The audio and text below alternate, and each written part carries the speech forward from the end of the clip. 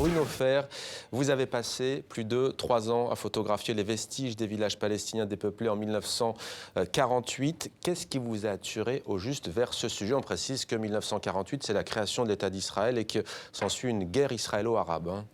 Voilà, exactement. En 1948, c'est l'année de la création de l'État d'Israël. Et à la suite d'une guerre entre Arabes et Juifs, 90% de la population arabe a été expulsée ou a dû quitter ce qui allait devenir l'État d'Israël. Et c'est les réfugiés aujourd'hui qu'on retrouve dans les camps de réfugiés en Cisjordanie, à Gaza, au Liban. Et moi, comment j'ai eu l'idée de travailler là-dessus? En fait, quand j'ai commencé la photographie, j'étais reporter, je faisais beaucoup, c'était l'époque de la seconde intifada, je faisais beaucoup de sujets sur ce conflit, ça m'a beaucoup marqué.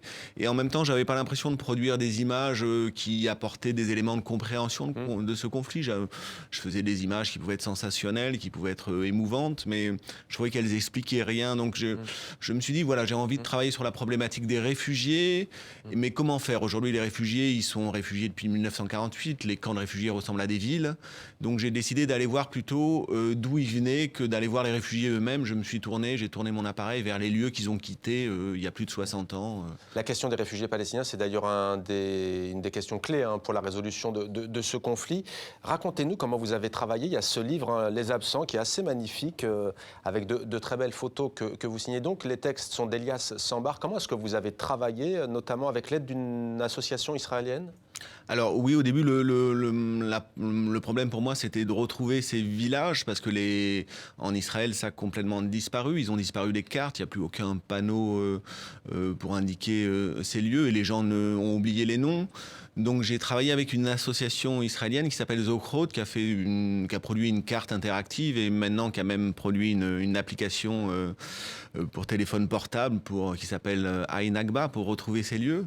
Donc à l'époque, ça n'existe pas, donc j'utilisais des cartes et un GPS, et je revenais à l'endroit exact de ces anciens villages qui ont complètement disparu. Combien sont-ils, ces villages qui ont disparu? Alors moi, je les ai bien sûr pas tous faits, il y en a à peu près 500. Dans le livre, on en retrouve une vingtaine. Alors on voit les photos qui défilent, c'est bien entendu différent à chache fois.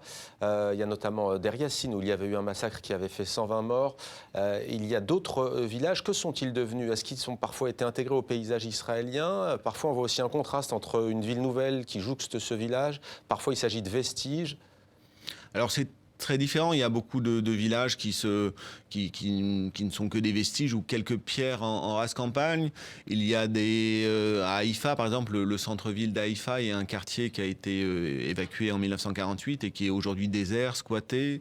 Dans Jérusalem, il y a un très très beau village qui s'appelle Lifta. Je crois que ça fait à peu près 10 ans que des promoteurs immobiliers israéliens se disputent pour essayer d'y faire un projet de centre commercial, mais jusqu'à présent, le village est défendu par des associations d'anciens habitants qui réussissent à bloquer tout projet de développement. Certains villages se sont transformés en parcs naturels et aujourd'hui sont fréquentés par des familles israéliennes qui viennent pique-niquer, se baigner.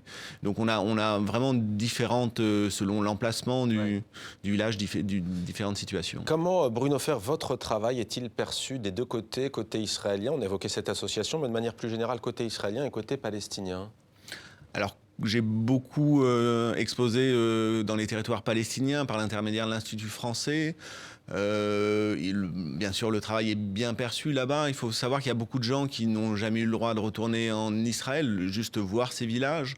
Donc moi, ça m'a fait vraiment plaisir à Gaza de tomber sur une jeune fille qui m'a dit tiens, là c'est le village de mes grands-parents, je connaissais le nom mais j'en avais jamais vu d'image. Et c'est la première fois qu'elle voyait une image d'un village dont elle connaît le nom. Voilà, qui est celui de sa famille. En Israël, bien sûr, c'est beaucoup plus. Les réactions sont plus contrastées. Il y a les gens qui nient cette réalité et qui disent que les Palestiniens sont partis d'eux-mêmes et que voilà, qu'ils n'ont rien à voir, que Israël n'a rien à voir dans son. Il y a des gens qui disent oui, c'est bien triste, c'est vrai que c'est, mais voilà, c'est la guerre, c'est la vie et c'est injuste, c'est comme ça. Et des militants comme les gens de Zochrot qui militent pour que cette histoire soit reconnue et que ces villages soient indiqués par des panneaux en Israël et que voilà, que ce passé soit assumé. Est-ce qu'ils ont gardé... Parfois, il y a des noms qui sont en hébreu et en arabe qui se ressemblent. Est-ce que forcément, quand on a un nom en hébreu, ça veut dire qu'il y avait là un village palestinien? Il n'y a pas de nom qui me vienne à l'esprit, mais... Ah oui, je sais que les villes, il y a certaines villes en fait qui ont changé de nom, la plupart, comme la ville de Lod aujourd'hui, qui est une grande ville israélienne qui était entièrement vidée de ses habitants, qui s'appelait Lida en arabe. ça, Donc voilà. les noms ont été transcrits, mais ils sont souvent assez proches. Fawzi Azouari, on parlait de mémoire avec un pays, trait d'union entre une mère et une fille. Une réaction peut-être à ce qu'on vient d'entendre sur cette histoire du Proche-Orient. Vous, qu'est-ce que ça vous fait de la mémoire de dire cette petite fille, par exemple, qui n'avait jamais vu le village des ancêtres, elle aussi, elle a été coupée, un peu comme vous, toute proportion gardée du passé? Oui, je ressens l'émoi et l'émotion qu'on peut avoir vis-à-vis de ça.